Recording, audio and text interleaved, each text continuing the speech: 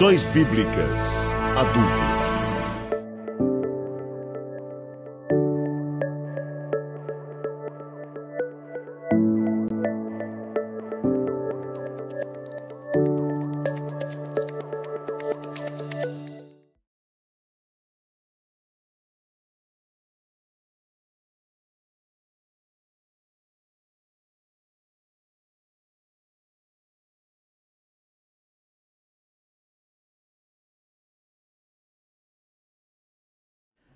A paz do Senhor, estamos iniciando mais uma aula da Escola Bíblica Dominical, no Departamento de Comunicação da Igreja Evangélica Assembleia de Deus, Ministério do Belém, em Piracicaba, na direção-geral, nosso pastor-presidente, pastor Irineu Lima Pereira.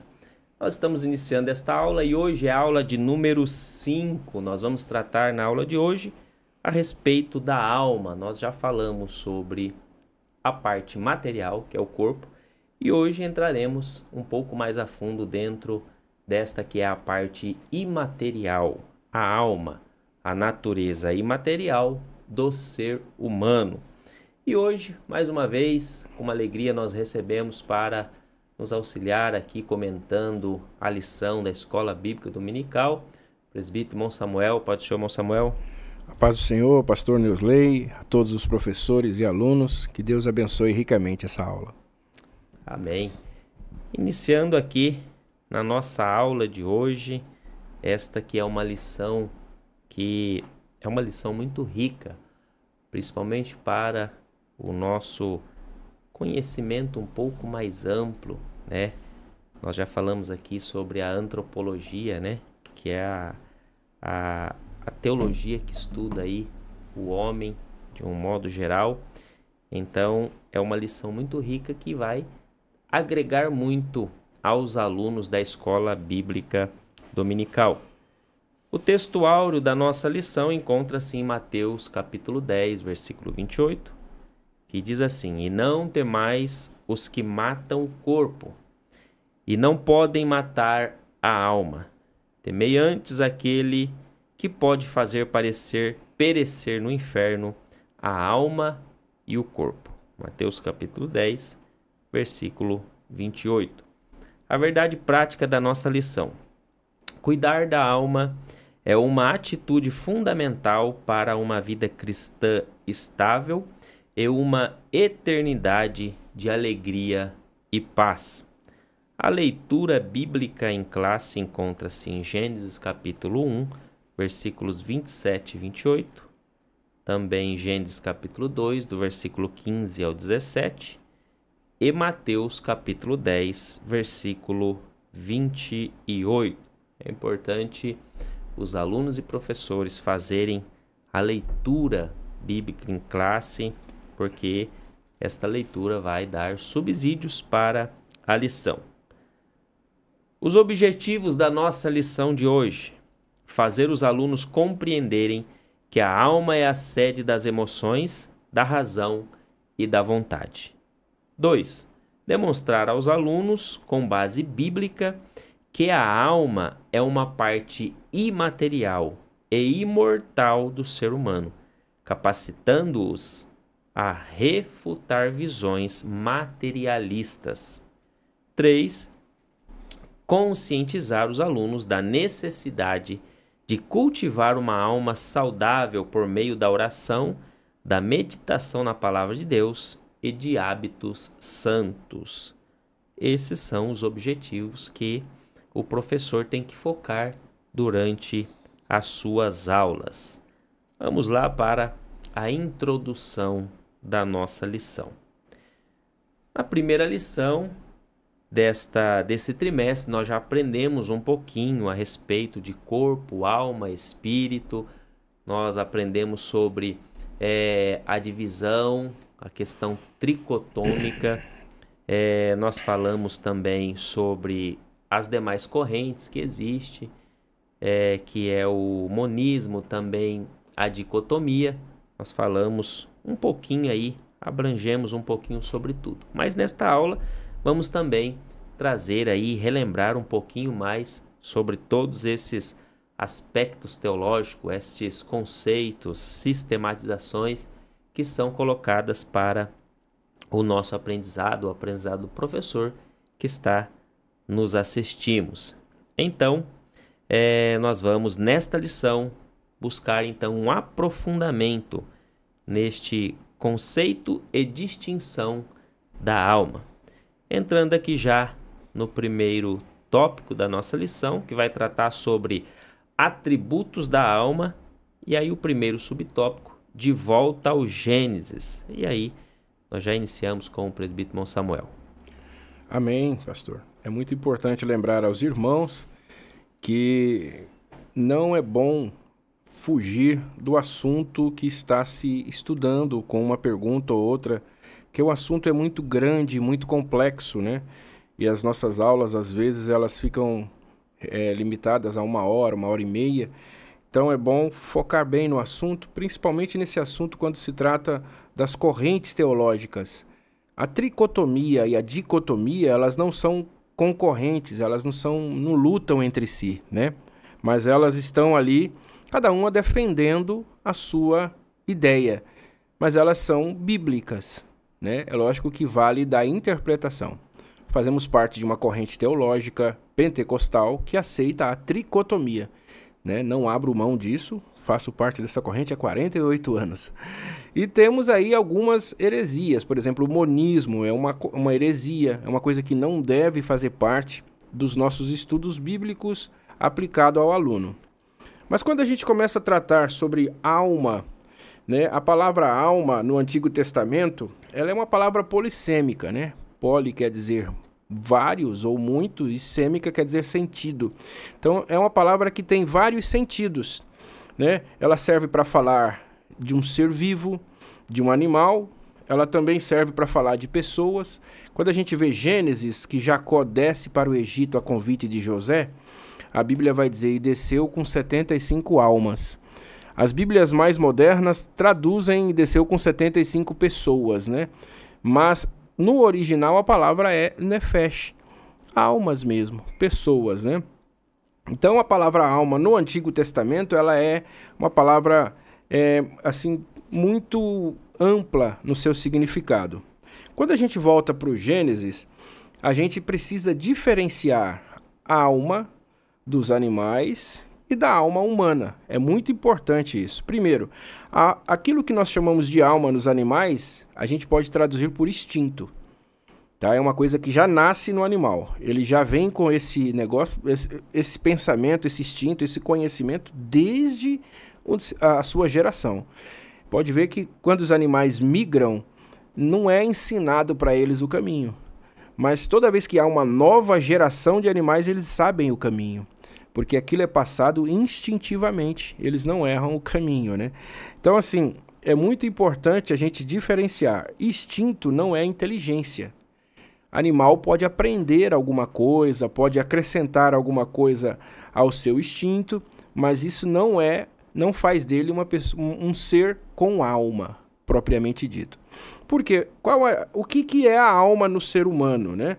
A alma é a parte imaterial que nos diferencia do animal.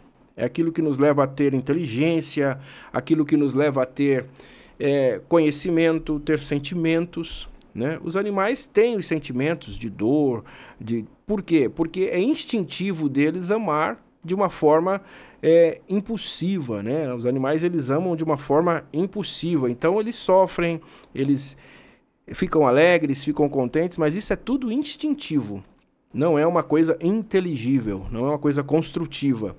Os homens não, ao homem foi dado o poder de construir, de mudar. Se você pegar um João de Barro, ele constrói, mas se você pegar a casinha de um João de Barro há 1000 anos atrás, é a mesma estrutura dos dias de hoje. A entradinha, escondido para evitar o vento, a chuva. Então aquilo é instinto, não é uma coisa natural. Uma outra coisa que nos difere dos animais em relação à alma é a linguagem. Os humanos têm uma linguagem que serve para criar, para transmitir, para discutir ideias, para aumentar a comunicação, né? Coisa que os animais é muito rudimentar. São comunicações ou chamado para um acasalamento ou então um chamado para espantar o oponente, coisa desse tipo. Também falando sobre a alma, ela há uma diferença entre os animais e nós sobre conhecimento e consciência. Temos isso, né? Nós temos a consciência dos nossos próprios, da nossa capacidade, que reflete sobre nós essa consciência, essa capacidade. Pensamos de uma forma racional, isso é muito importante. Não pensamos apenas instintivamente, mas quando se coloca na balança entre um animal e um homem, logo se vê que o pensamento do homem é racional, ele consegue analisar, planejar futuro e todas essas coisas, coisa que o animal não faz. E, finalizando ainda um pouquinho sobre a alma, voltando aqui para o Gênesis, ética e moralidade é uma coisa totalmente humana, não cabe aos animais isso, né? O sentido de ética, o sentido de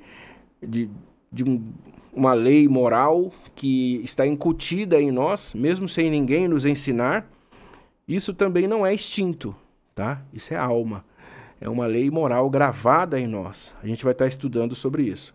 E, finalizando, cultura e criatividade é totalmente humano, relativo à alma também. Bem, muito bem aí, explanado, né, e explicado pelo professor irmão Samuel a respeito aí destas diferenciações, trazendo aí o contexto de volta ao Gênesis e fazendo aí esta diferenciação aí da alma do ser humano, que é a parte imaterial do ser humano, e também trazendo aí o conceito da alma do animal, né, que tem aí muitas diferenças. Inclusive, né, professor, a alma do homem, ela é imortal. Isso. Pelo menos é o que a nossa corrente pentecostal clássica, ela adota, que é a imortalidade, né? Ou seja, somos imortalistas. Diferente da alma do animal, que deixa de existir. Ele morreu, ela morre também junto com ele, né? E também deixando claro que o animal, aí nós colocamos que o animal nesse contexto, ele não tem o espírito, né?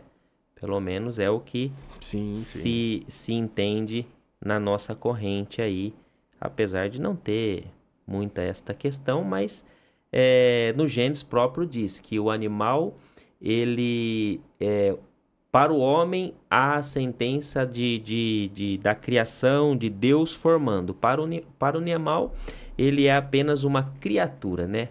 O homem é um ser. Sim. O animal é uma criatura, ou criação, podemos assim dizer. Então, não existe aquela centelha que já foi dita em aulas anteriores, que é a centelha do espírito, né? Que habita no homem ali. Pois bem, entrando aqui no subtópico 2, que vai tratar entre o espírito e o corpo.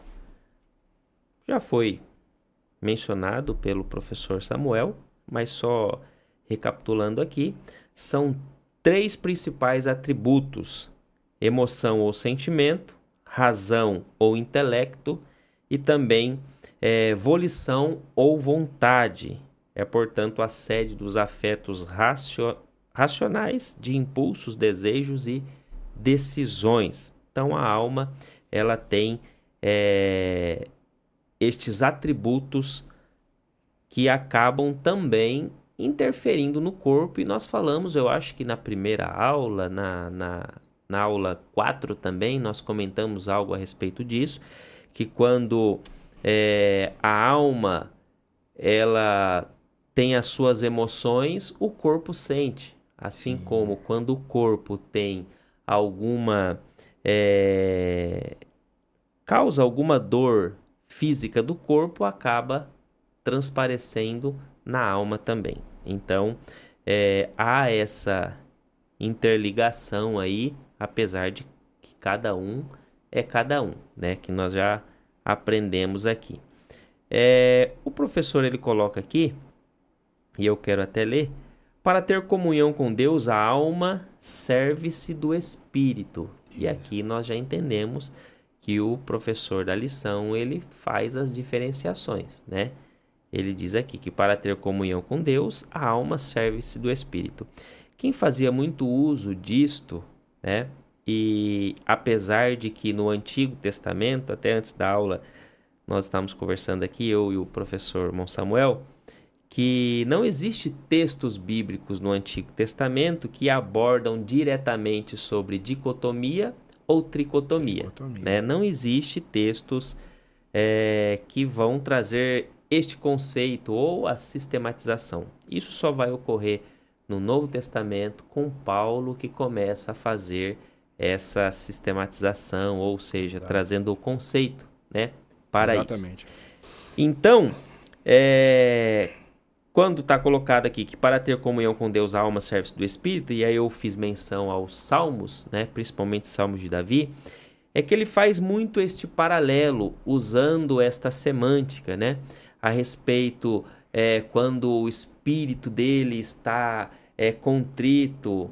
Aí ele faz menção também depois, logo em seguida, que a minha alma, ela se entristece. Outra hora ele diz, minha alma se alegra e o meu espírito também. Então ele vai fazendo este, qual que é a palavra? Paralelismo, né? Isso, ele exato. vai trazendo essa questão aí, nos mostrando que existe corpo, alma e espírito, né? Para comunicar-se com o próximo, o veículo são o corpo e seus órgãos sensoriais, pele, olhos, ouvidos, nariz e boca.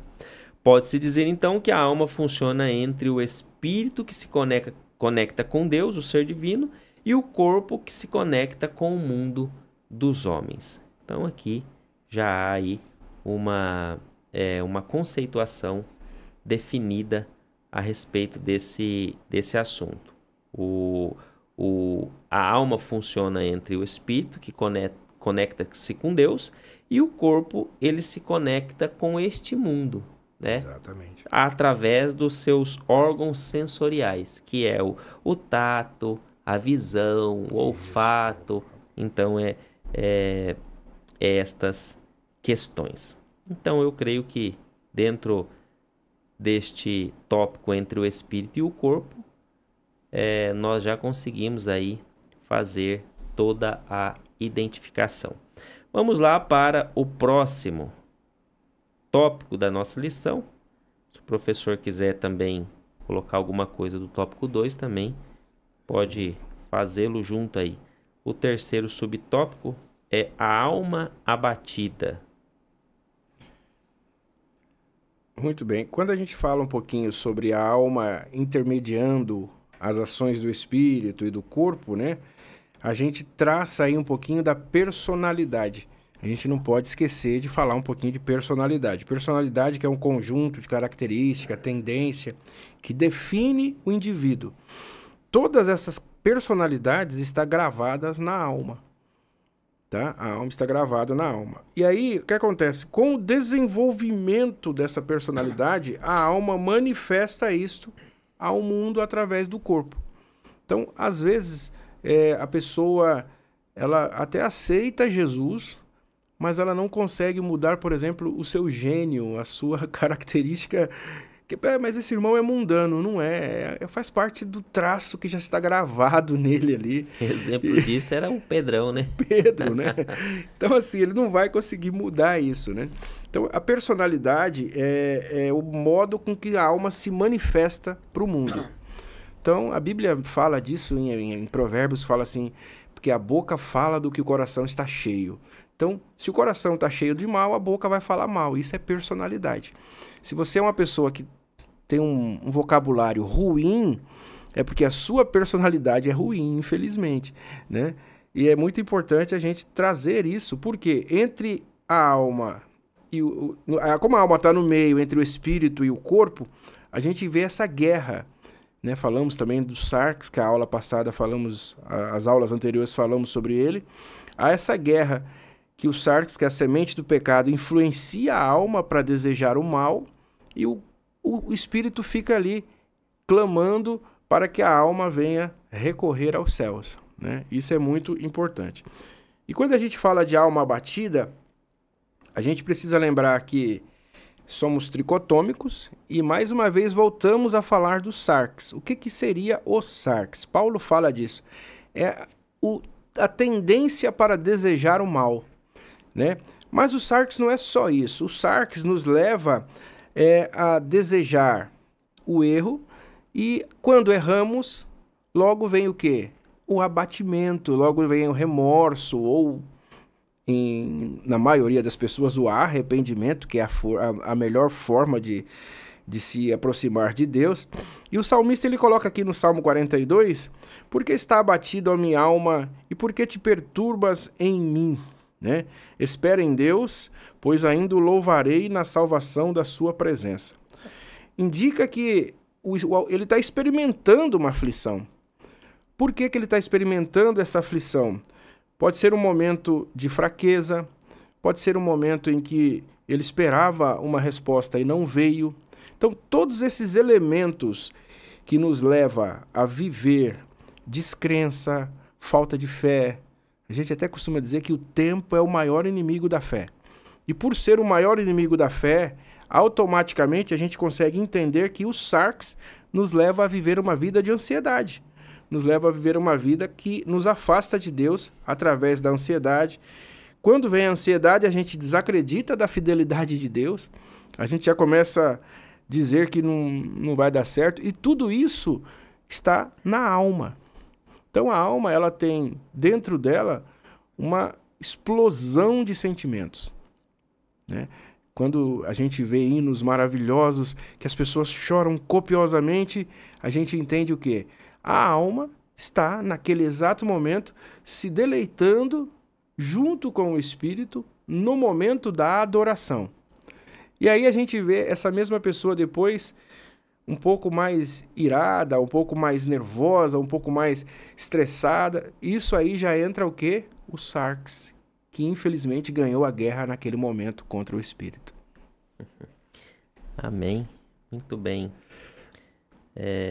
Colocado pelo professor. Vamos lá para o segundo tópico da nossa lição, que vai tratar sobre a natureza da alma, a imaterialidade e imortalidade. Dentro desse primeiro tópico aqui, e eu queria só reforçar, e aí falando aos professores da Escola Dominical, o professor irmão Samuel já colocou aqui que o professor não deve fugir do contexto da lição, deve estar sempre atento aqui aos objetivos da lição. Por exemplo, dentro desse primeiro objetivo, é fazer os alunos compreenderem que a alma é a sede das emoções, da razão e da vontade. Foi o que nós colocamos aqui dentro desse primeiro tópico. O segundo tópico, demonstrar aos alunos, com base bíblica, que a alma é uma parte imaterial e imortal do ser humano, capacitando-os a refutar visões materialistas. Então, o professor ele deve sempre estar munido de conteúdos, de correntes, tanto a corrente que é a nossa, pentecostal clássica, como de outras correntes. O professor Samuel já colocou aqui a questão tricotômica, dicotômica, que são correntes que têm base bíblica para ambas as correntes, né? Diferente do monismo, que também já foi colocado, que daí já entra na questão de heresias, e aí tem que ser refutado. Mas o professor ele tem que ter isso em mente, ele tem que ter esse conteúdo, para que daí quando iniciar a aula ele já pode colocar ambas as correntes e dizer aos irmãos, olha irmão, tem essa, e explica ambas, porque você já evita de ter qualquer discussão dentro de sala de aula, porque daí um aluno levanta, não é isso aqui, o outro não é aquilo ali, não é isso, e aí acaba que não vai chegar a lugar nenhum, porque se for discutir as duas correntes, ambas têm bases bíblicas. Então você já colocando no início da aula, você já consegue evitar. Então o professor tem que estar preparado dentro destes conteúdos. Mas vamos lá para o segundo tópico que vamos tratar aí, a natureza da alma, imaterialidade e imortalidade. Já no texto áureo da nossa lição, nós já lemos aqui, que é Mateus capítulo 10, versículo 28, e não temais os que matam o corpo e não podem matar a alma. Temei antes aquele que pode fazer perecer no inferno a alma e o corpo. Então, aqui já traz aí, bem dizer, o conceito do que nós vamos falar. É importante, professor, irmão Samuel, nós estávamos comentando antes da aula, mas é importante nós colocarmos aqui também para os professores, né? Que existe também dentro desse conceito duas correntes, né? E aí, dependendo do que se segue, acaba entrando por uma corrente que não é esta corrente que é a imaterialista. Aí o professor tem que saber, porque inclusive o objetivo aqui, ele deixa bem claro, né, para a gente, para que possamos refutar visões materialistas. Sim. Então, o que eu quero dizer com isso? Existe uma corrente que ela diz que a alma, ela, inclusive o professor, ele coloca aqui no início da introdução, ele coloca que a alma e o espírito, eles estão interligados, né? É isso que ele diz aqui, né, na introdução. Deixa eu só confirmar aqui. Diz assim, ó, vimos que junto do espírito e inseparável dele, a alma compõe a parte imaterial, tá? Mas aqui nós não podemos confundir e aí partirmos para a dicotomia, dizendo que é uma coisa só, alma e espírito. Fundido, né? Fundido. Não. Que se fundiu, não. Aqui ele está dizendo que são inseparáveis na questão de que eles estão interligados, mas cada um é uma questão e nós estamos aprendendo, inclusive já falamos sobre isso aqui, né? Por quê? Nós temos que tomar cuidado, porque existe, por exemplo, uma corrente que vai dizer que após a morte, a alma e o espírito continuam inseparáveis. E aí diz que se for para a pessoa, for para ser condenado, vai alma e espírito para o inferno. Junto ao corpo. Junto ao corpo, inclusive. E aí existe a corrente, que é a nossa corrente aqui, que nós estamos falando sobre ela, e inclusive o versículo aqui de Mateus, ele já diz a respeito disso, né? Que nós estamos estudando, que a alma, esta é imortal, e ela quem vai dar conta. Inclusive o texto diz que ela que perece para a condenação ou inferno, que é o que o texto diz, né? O espírito nós podemos ficar dentro de Eclesiastes, né? Capítulo 12, né? 7:12. 12:7, eu acho. 12:7. 12:7, isso. que diz que o espírito torna a Deus que o deu. Então nós temos que nos atentar a estas questões, porque senão nós acabamos entrando aí dentro de correntes. Mas é bom o professor explicar ambas as correntes que existem para se ter ciência. Eu quero só colocar aqui o finalzinho do primeiro tópico, que o professor diz assim, ó, nesse ponto é importante observar que em vários textos das Escrituras, a parte imaterial é representada ora pela alma, ora pelo espírito. É por isso que às vezes há uma certa confusão. Sim. Mas daí, o irmão Samuel ele já disse aqui no começo da nossa aula, que tanto a palavra aí do termo hebraico no Antigo Testamento, também no grego do Novo Testamento, elas são palavras polissêmicas, palavras polissêmicas, que elas têm vários sentidos, dependendo do contexto que está sendo colocado o texto ali a qual ela está inserida. Então, é por isso que tem que se tomar cuidado. Também entendendo que, tanto no Antigo Testamento, mais no Antigo Testamento, não existia esta conceituação da questão dicotômica, tricotômica, que nós já falamos também. E no Novo Testamento, quem vai começar a fazer essa conceituação é Paulo. Sim. Mas Paulo também, em alguns textos, ele também não faz a distinção. Sim. Tem hora que ele coloca a alma como sendo o espírito como sendo a alma. Mesmo ele, quem é o que começa a conceituação, ele também, às vezes, ele faz esta coisa. Por quê? Porque são alma e espírito, como o professor ele coloca aqui, elas estão muito juntas, muito interligadas, né? E aí eu já até fiz menção aqui, que muitos autores eles vão colocar, inclusive um autor que eu estava lendo, ele falou assim, porque é difícil separar, por quê? Porque quando a alma tem os seus reflexos de tristeza, é impossível o espírito também não ficar triste. Quando a alma tem os seus reflexos de alegria, é impossível o espírito também não ficar alegre, né? Por quê? Quando nós estamos, acho que o senhor já fez menção disso agora há pouco, quando nós estamos louvando no culto, qual que é o primeiro que vem à tona? É a alma, Sim. É o sentimento que se aflora primeiro. E aí depois o que acontece? O espírito se comunica com Deus. Então, tá muito interligado os dois. Sim, e é até difícil de explicar às vezes. Só a palavra de Deus para dividir mesmo. Exatamente, é por isso que tem o texto de Hebreus, né? Exato. Hebreus capítulo 4, é isso, 4 né? 4 e 12. 4 e 12 que vai dizer que é a palavra, né? Que é a espada de dois gumes que penetra na divisa. E aí sim faz essa distinção. Mas seria isso. Então aqui o comentarista ele continua.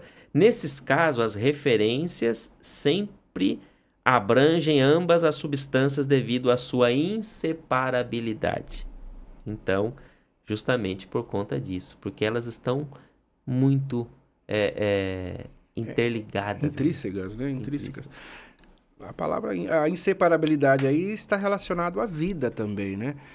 Que se ambos, ou se um desses elementos sai do corpo, automaticamente o corpo falece, morre. Exatamente. Então, os dois unidos ali formam, junto com o corpo, o ser vivo. Isso é o mais importante. Exatamente. É por isso que se diz a respeito da imortalidade. Isso. Porque a alma, morrendo, morre-se também o corpo, primeiro. E o espírito também, porque torna Deus, né? Não que ele morre, mas ele torna Deus. Mas então, existe essa questão da imortalidade por essa questão. Eu falei aqui que a alma morre? A alma morre. Não, falei errado, né? Eu falei assim, a alma, ela...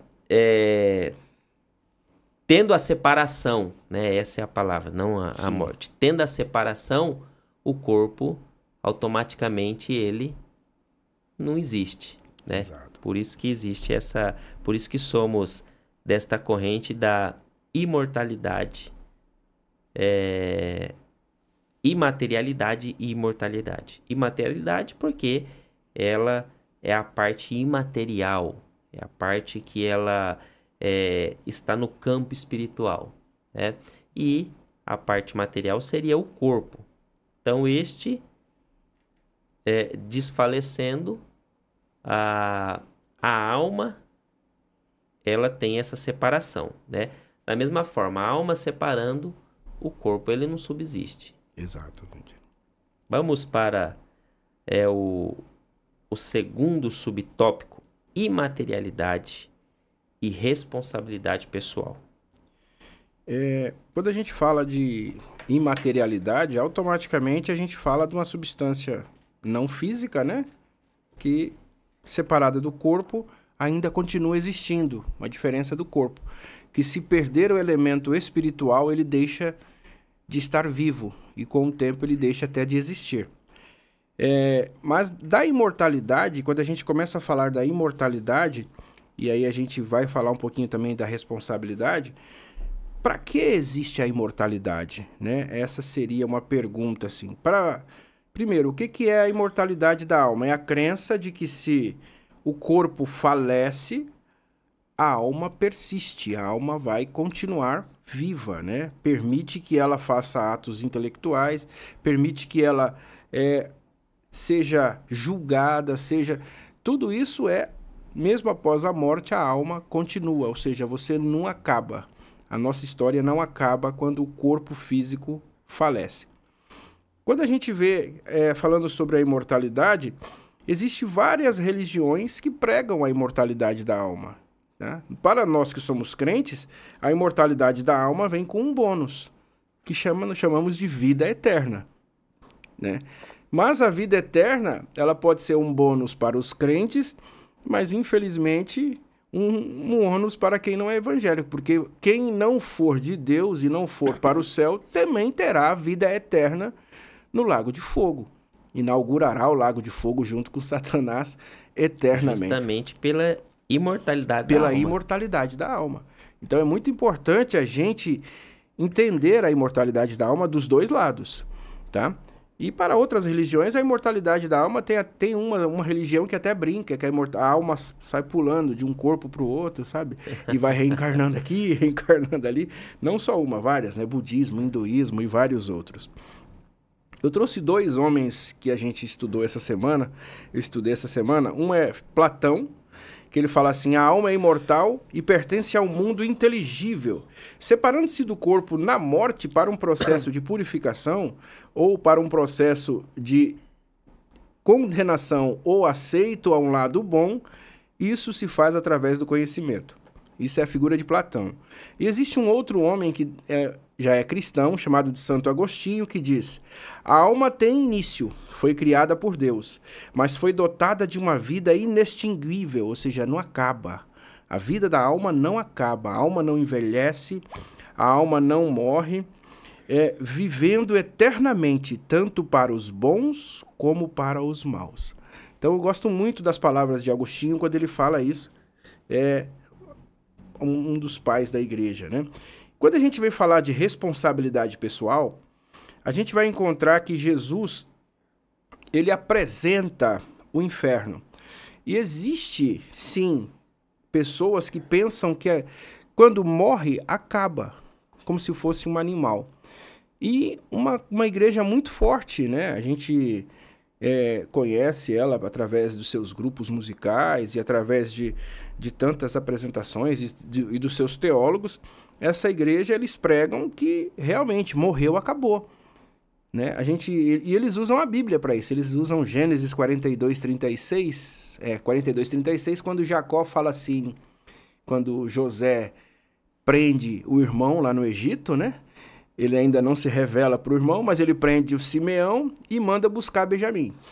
Aí os irmãos chegam e falam: a gente tem que levar Benjamim para o homem lá soltar o Simeão. Aí Jacó fala o quê? Simeão não está aqui. E José já não existe. Aí eles usam esse versículo para dizer que morreu, acabou. Então já não está mais aqui, já não existe mais, né? E assim, por que eles negam a ideia de responsabilidade futura, uma responsabilidade pessoal? Porque eles falam que se Deus é amor, Deus não vai julgar o homem colocando no inferno eterno, para sempre, no inferno. Gente, Deus não condena ninguém ao inferno. Quem se condena ao inferno é o homem. O homem se condena ao inferno, né? E eles esquecem que Hebreus, quando a gente lê Hebreus 9:27, fala o quê? Que ao homem está destinado a morrer uma só vez.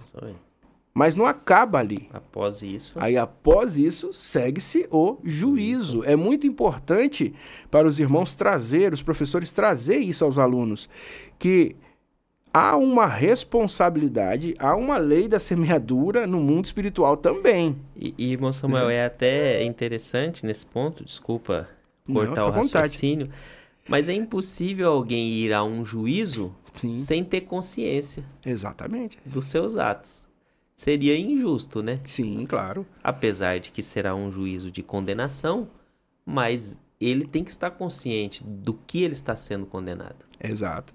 Para poder também receber a punição. Exatamente. Porque até as pessoas falam assim, existe graus de pecado. Não, não existe um pecadinho ou pecadão. Mas existe uma punição de acordo com a mente. A mente também estará punindo a pessoa lá na perdição eterna, tá?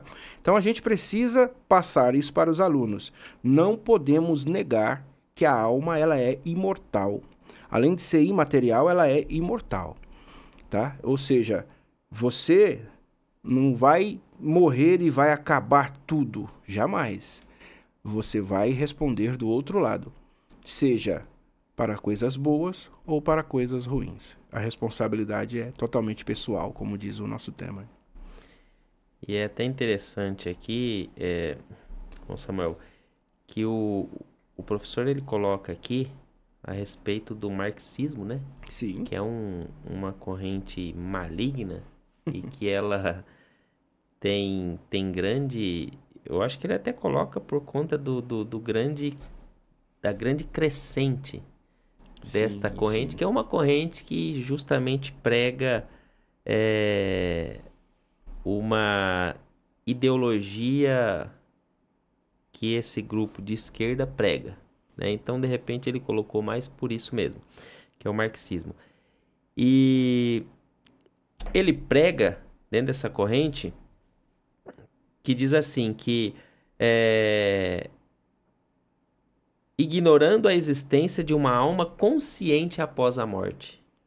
E a gente sabe, inclusive tem o texto de Lucas, capítulo 16, né? Exatamente. Do versículo 19 ao 31, que entende-se que existe a consciência da alma após a morte, né? Aí ele coloca que essa ideologia ateísta, que é uma ideologia que, a princípio, eles não creem em Deus. Exato. Ela nega a pecaminosidade e a responsabilidade moral do indivíduo. O que eles dizem? Que tudo que acontece, todo o pecado, ele é por conta da sociedade. Que não existe a individualização do pecado de uma única pessoa. Tudo acontece por conta da opressão da sociedade. Então, essa corrente, ela acaba aqui desconsiderando a necessidade de arrependimento, conversão e salvação do indivíduo. Então, eles acabam dizendo assim, não, olha, a alma morreu, acabou, não existe consciência desta alma, não tem necessidade de salvação, não tem necessidade de se pedir perdão pelos seus pecados, porque você peca por conta da opressão da sociedade, então você não tem culpa nenhuma. Assim seria muito fácil, né? Muito fácil. E Jesus disse que não seria fácil, né? Inclusive, essa igreja que eu citei, que usa José como exemplo, né? Que fala, quando Jacó fala que José não existe mais, eles usam Eclesiastes, capítulo 12, quando ele fala assim, lembra-te do teu Criador no dia da tua mocidade, né? E outras passagens de Eclesiastes, quando fala assim, recreia-te, ou seja, se divirta enquanto você é jovem, aproveita, porque os mortos não têm consciência. Eles usam exatamente esse versículo. Só que a gente precisa entender que a palavra consciência ali está relacionada à ação, né? Os mortos, eles não têm mais a ação, eles não têm mais a opção. Tudo isso está relacionado à consciência. A consciência relaciona-se à ideia de opção, à ideia de livre-arbítrio, à ideia de escolha, à ideia de agir. Então, para os mortos, toda essa ideia de consciência foi realmente esquecida. Não quer dizer que os mortos deixarão de existir após a morte. Ou seja, a pessoa deixará de existir quando morre. Ela simplesmente deixará de ter as suas escolhas. É isso que a gente precisa entender. Exatamente. Bom, indo aqui para o terceiro subtópico do tópico 2, que trata sobre o materialismo e teologia.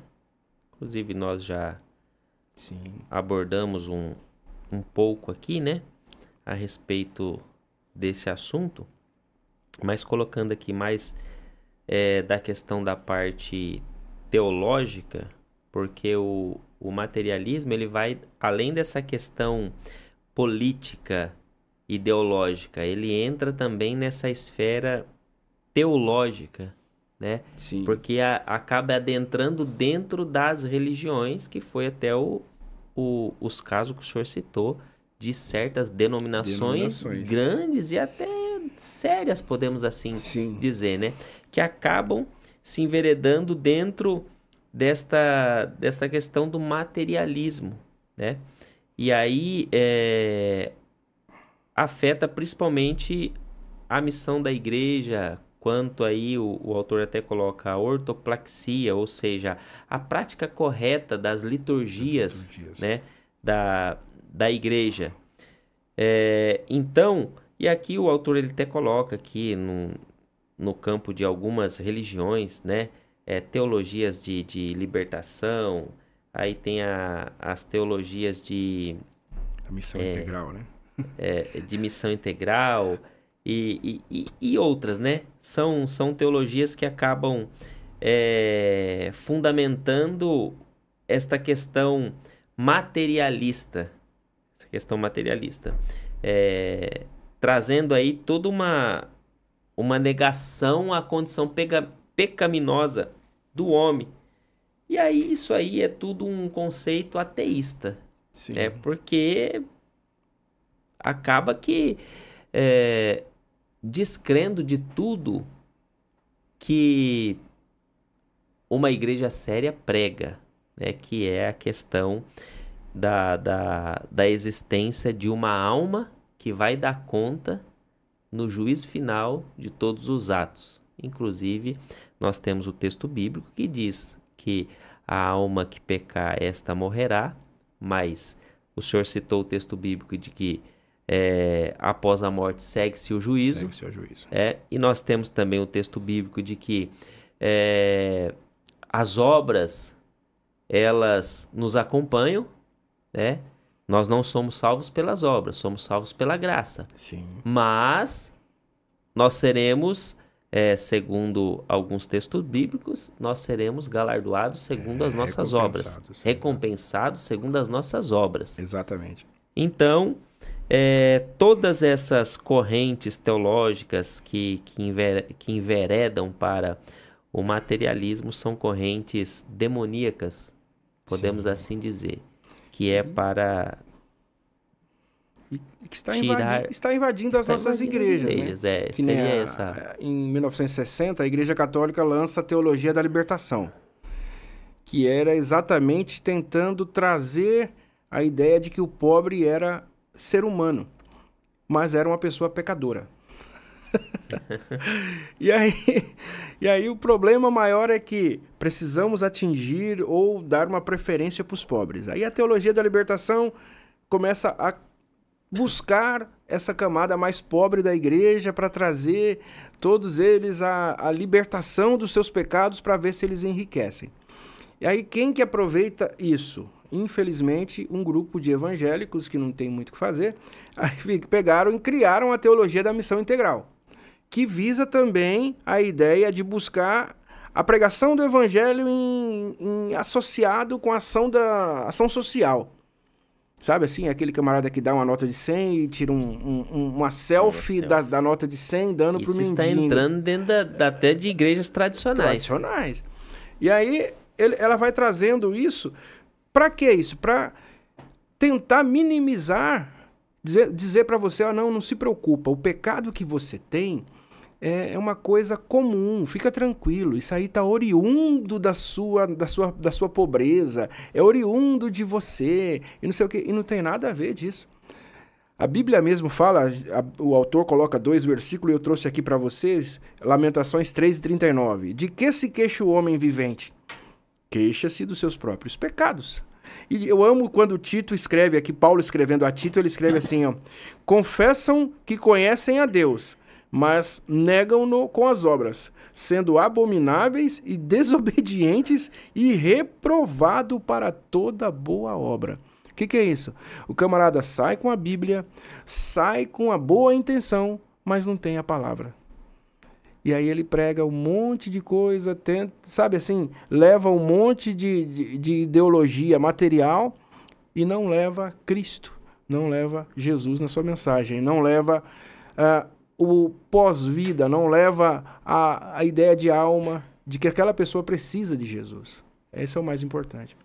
E acaba conflitando com a sã doutrina, né? Exatamente. Que é essencial para a salvação da alma. Da alma. Salvação da alma. E aí a sinopse do tópico 2 até diz assim, a alma é imaterial e imortal, Exato. distinta do corpo e continuará existindo após a morte, sendo responsável diante de Deus. Exatamente. Não tem para onde correr. Não dá para correr. Vamos lá para o último tópico da nossa lição, alma renovada e submissa a Deus. E aí o primeiro tópico nós vamos tratar sobre edificação e saúde, o Samuel. Quando a gente começa a tratar sobre a alma, tudo em nós precisa de uma boa alimentação. A alma precisa de uma boa alimentação, né? Mas como é que nós vamos alimentar a alma? Parece uma pergunta assim inocente, mas é uma boa pergunta. A alma nós alimentamos ela através dos olhos, por incrível que pareça. Com boas leituras, bons relacionamentos. Só que tem uma coisa que vai fortalecer o espírito e o espírito vai trazer também reflexos na alma. Como? Através de períodos de oração, sempre buscar fazer o que é certo. Isso é muito importante. Pensar nas coisas que são de cima, né? Mas o melhor de tudo é o que eu estou fazendo hoje? O que eu estou lendo hoje? O que eu estou buscando hoje? Né? Nós comentávamos em uma reunião hoje, na hora do almoço, eu e mais alguns obreiros, que Satanás hoje ele já não traz mais para nós uma perseguição. O que ele traz? Ele traz um conforto para que as pessoas não busquem mais a leitura bíblica, não busquem mais a Deus, não busquem mais o conhecimento da palavra de Deus. Eles vivem daqueles videozinhos curtos de mensagens que tem nas redes sociais. E isso não é alimento para a alma. Né? É como se a gente estivesse dando biscoito, bala, bombom, como se estivesse dando só coisas sem valor nutricional para a nossa alma. Né? Então é muito importante que, para que você se livre aí de uma futura ansiedade, ou de uma futura depressão, ou que você venha realmente ter uma vida solidificada e possa dizer, eu estou feliz, eu sou uma pessoa realizada, é muito importante que você venha alimentar bem a sua alma, através de boas leituras, bons relacionamentos, porque maus relacionamentos também são terríveis, destrói completamente o nosso ânimo, né? O que realmente representa a alma, bons períodos de oração e pensar acima de tudo nas coisas que são de cima. Amém. Tudo bem aí colocado. E aí, continuando aqui o segundo subtópico, diz assim, purificação e renovação. Uma continuação do primeiro tópico, né? Sim. Aqui o professor ele termina o primeiro tópico dizendo, nossos hábitos diários determinam a saúde da nossa alma. E aí inicia, ainda quanto aos cuidados da alma, a Bíblia nos adverte dos maus pensamentos, nos adverte dos desejos impuros e perversos, das intenções e inclinações malignas. E aí nós podemos voltar novamente à palavra sarx, né? Sarx, exatamente. Que é aquilo que foi marcado ali no Éden, né? E aí o homem tem essa inclinação. E eu queria até ler aqui, ó, Mateus 15, 19, diz assim, ó, porque do coração procede os maus pensamentos. E aqui eu poderia até colocar aqui coração no sentido da alma até. Exatamente. Né? Adultério, prostituição, furtos, falsos testemunhas, blasfêmias, tudo isso procede do quê? Vem da mente, vem dos pensamentos, vem do ímpeto que está dentro de nós, dentro do homem, né? Dos desejos impuros. E aí Tiago ele vai falar sobre isso, mas cada um é tentado quando atraído e engoldado pela sua própria concupiscência, pelo seu próprio eu. E aí o eu aqui está dizendo da alma também. Da alma. Né? Depois, havendo a concupiscência, que é aquele desejo desenfreado, concebido, dá à luz o pecado. E o pecado, sendo consumado, gera a morte. A morte. Né? E essa morte aqui está falando num sentido espiritual, né? Mas que traz a separação, né? No sentido espiritual, que é a separação do homem de Deus. Então, tudo isso são coisas que acabam desviando o homem do foco. Então, aqui o sentido é alma renovada e submissa a Deus. Aí o primeiro tópico fala sobre a edificação e a saúde. Termina dizendo, nossos hábitos diários determinam a saúde da nossa alma. Então, para a purificação e renovação, nós devemos fugir de tudo isso que nos leva ao pecado. O nosso corpo já tem a inclinação, e aí nós estamos falando sobre isso já desde a primeira lição. Essa é a primeira lição. O nosso corpo já tem essa inclinação, nosso ser, na verdade, né? Já tem essa inclinação ao pecado. Então, nós devemos fugir, devemos purificar e renovar a nossa alma. E aí eu leio aqui 1 Pedro que diz, purificando a vossa alma na obediência à verdade para a caridade fraternal não fingida, amai-vos ardentemente uns aos outros com um coração puro, ou com uma alma pura, porque aqui inicia dizendo a purificação da alma, né? Exato. Efésios também, capítulo 4, e vos renoveis no espírito, no vosso sentido. Aqui você está vendo que já coloca no sentido de espírito, né? Mas dentro de um contexto de ser também. E vos revistais do novo homem, que, segundo Deus, é criado em verdade, justiça e santidade. Romanos capítulo 12, versículo 2, que é um texto muito conhecido. E não vos conformeis com este mundo, mas transformai-vos pela renovação do vosso entendimento, para que experimenteis qual seja a boa, agradável e perfeita vontade de Deus. Então, como que nós buscamos a purificação e a renovação? Como já foi dito pelo professor irmão Samuel. É a leitura bíblica diária. É aquilo que o nosso pastor sempre tem dito, né? Irmãos, nós não oramos nada, nós precisamos orar muito mais. Ele cobra muito. Né? Ele cobra muito a respeito de oração. Nós temos aí os nossos trabalhos de quarta-feira. Nós temos o trabalho nas congregações nas terças-feiras. Todo segundo domingo do mês tem a consagração das 7 até as 13 horas. Todo quarto sábado do mês tem a nossa vigília, que é das 22h30 até as 5 da manhã. E aí na vigília não é só a oração, é oração e tem o período do ensino da palavra, tem o período da escola bíblica dominical dentro da vigília. Então tudo isso vai trazer purificação e renovação do nosso ser imaterial, que vai refletir no nosso ser material também. Bem? Amém. Nós estamos finalizando aí a nossa lição de hoje. Eu vou passar ao irmão Samuel para fazer aí as considerações.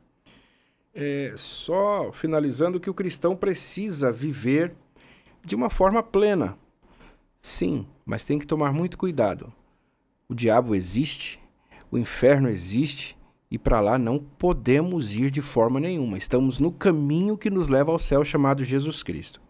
Tem uma frase muito importante que foi atribuída a Lutero, né? Não se sabe se é realmente dele, mas foi atribuída a ele, dizendo assim que a gente não pode impedir que os passarinhos voem sobre a nossa cabeça. Está escrito isso no finalzinho da nossa lição. Mas a gente pode impedir que eles façam ninho sobre ela. Então, trazendo isso para o nosso dia a dia, passarinhos na Bíblia sempre está relacionado a coisas ruins, né? Então a gente pode impedir que, não podemos impedir que pensamentos ruins possam passar. O sarx, que infelizmente é uma coisa colada, ligada a nós, que só vai sair no dia do arrebatamento, enquanto isso a gente vai estar com ele. O sarx que nos leva a ter tantos pensamentos ruins, tantos desejos ruins, voltado às obras da carne, a gente não pode impedi-lo. Mas a gente pode impedir que o meu corpo, não venha fazer ceder aquilo que o sarx quer.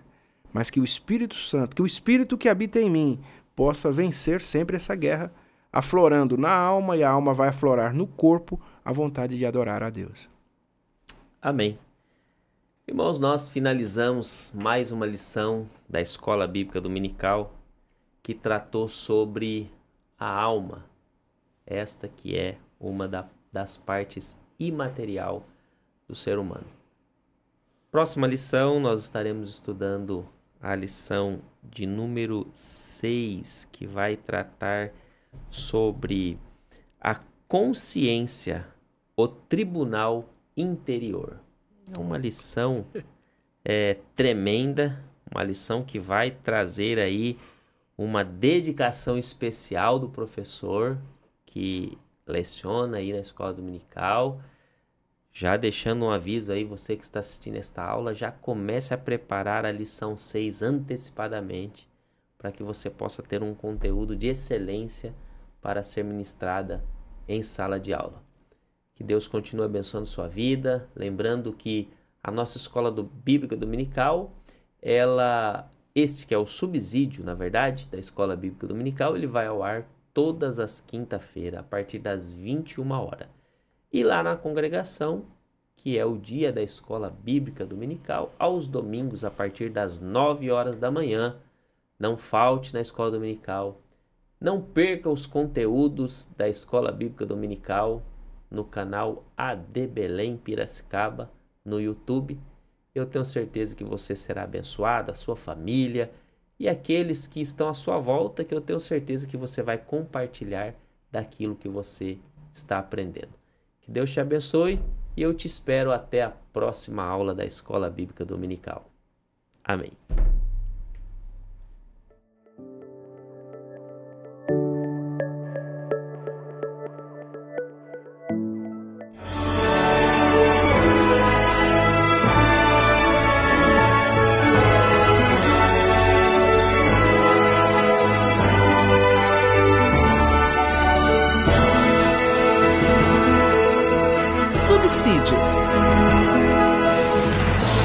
Lições Bíblicas Adultos.